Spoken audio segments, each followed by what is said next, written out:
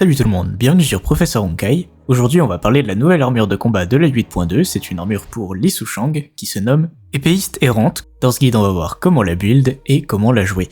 Et on commence sans plus attendre par la présentation générale.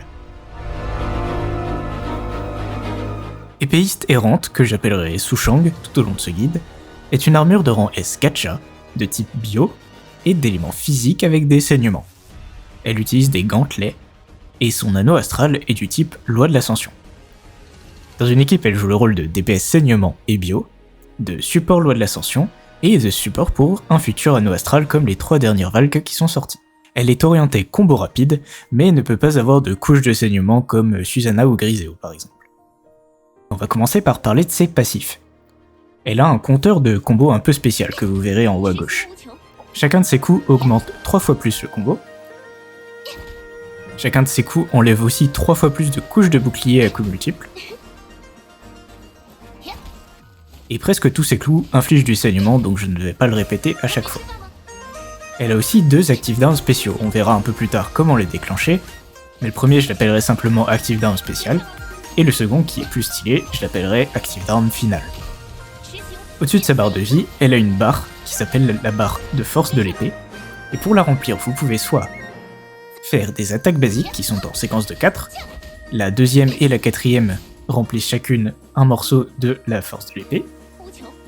Après ces 2 attaques, vous pouvez faire un active d'arme spéciale, qui va donc finir de remplir la barre. Quand vous faites une évasion, vous pouvez ensuite faire une attaque qui va s'enchaîner avec un active d'arme spécial et finir de remplir la barre avec 2 attaques basiques. Ou enfin, vous pouvez aussi faire son active d'arme normale, puis l'active d'arme spéciale.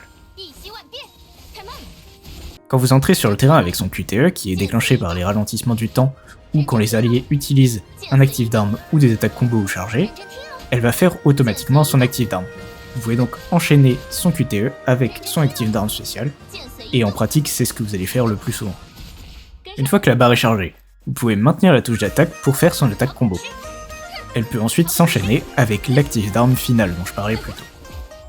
À partir de 50 de combo, plus votre combo est haut, plus cette active d'arme finale fera des dégâts, jusqu'à 150 de combo. Donc veillez bien à ce que votre combo soit au moins à 150 avant de faire cette active d'arme finale, mais ça se fait plutôt bien en pratique. Et du coup cette active d'arme finale va aussi remettre à 0 votre compteur de combo. Quand vous avez 90 PC, vous pouvez appuyer sur la touche d'ultime pour faire son ultime, il va faire 2 multiples coups rapides et une très jolie cinématique. Quand vous entrez en explosion stellaire, son déplacement stellaire va vous inviter à spammer la touche d'attaque, donc vous devez le faire jusqu'à ce qu'il y ait un symbole chinois qui s'affiche sur la touche, et une fois la fin de cette animation, vous pourrez faire 3 actifs d'armes spéciaux, et vous reconnaîtrez donc sûrement l'active d'arme spéciale et l'active d'arme finale qu'on a vu plus tôt. Et donc comme c'est l'active d'arme finale, il va aussi remettre à 0 votre compteur de combo. Pour ce qui est de sa rotation en tant que support, globalement vous allez simplement faire un QTE ou un super QTE, plus un actif d'arme, plus son ulti si vous pouvez. Pas plus, ça sert à rien de faire plus.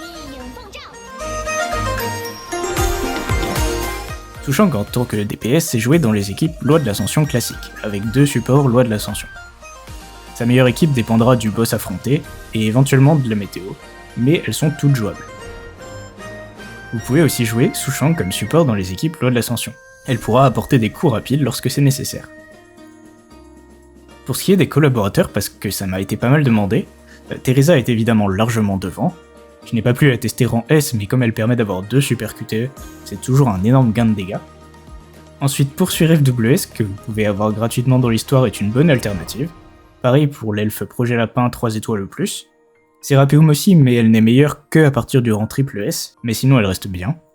Et enfin, Song Shui est pas mal derrière puisqu'elle donne surtout des dégâts élémentaires.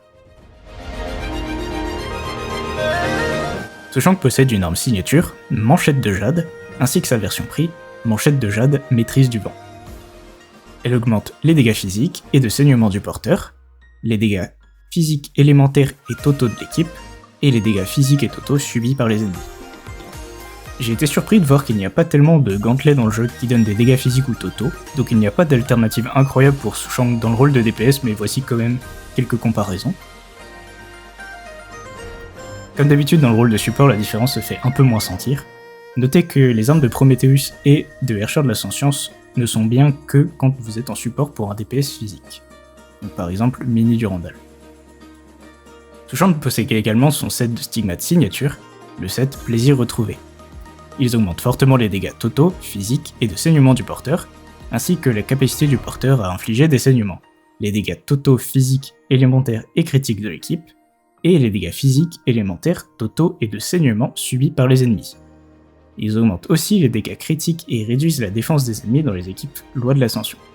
Les effets sont déclenchés par les QTE, les actifs d'armes, l'explosion stellaire ou quand vous entrez sur le terrain en tant que leader. Comme d'habitude, la plupart des effets sont limités à Sushang, donc ils ne marchent pas vraiment sur d'autres personnages. Et comme ils sont craftables, je ne vous propose pas d'alternative. Par contre, pour une fois, on a une alternative possible pour les supports. Si vous aviez suivi mon guide sur les stigmates de Susanna, les Aladins, vous savez qu'ils ont des effets support, et donc ils fonctionnent très bien sur Vita comme support pour Sushang. Et comme ils vont rester dans la phase de bataille pendant encore quelques semaines, si vous n'avez pas l'équipement de Vita, ça peut être une alternative envisageable quand Sushang est DPS. Alors la rota qu'on va étudier, c'est une rota sur le boss Omu en météo Loi de l'Ascension, dans une team avec Sushang DPS, et avec Vita et la nouvelle Kiana comme support. Donc on commence par la rotation support habituelle de Vita.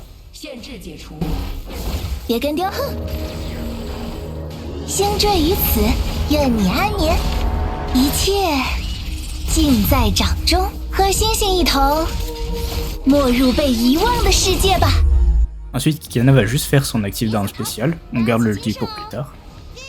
Et on passe sur Sushang avec son QTE. On peut faire un active d'arme spéciale, et comme la barre est chargée, on peut maintenir la touche d'attaque et faire l'active d'arme finale. On va ensuite faire un premier ultime, puis on peut entrer en explosion stellaire. On va donc commencer par le super QTE de Sushang. On spamme l'attaque quand il le dit jusqu'à ce qu'il ne le dise plus. Puis on va faire 3 actives d'armes. On fait ensuite le super QTE de Vita.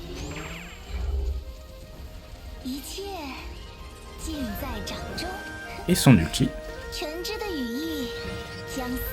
On peut de nouveau faire un super QTE de Sushang. Comme d'habitude, on spamme l'attaque quand il le dit. À nouveau 3 actives d'armes.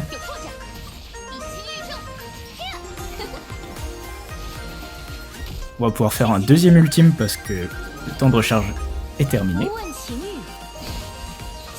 Puis on fait le super QTE de Kiana. Son active d'arme spéciale. Et un ulti cette fois-ci.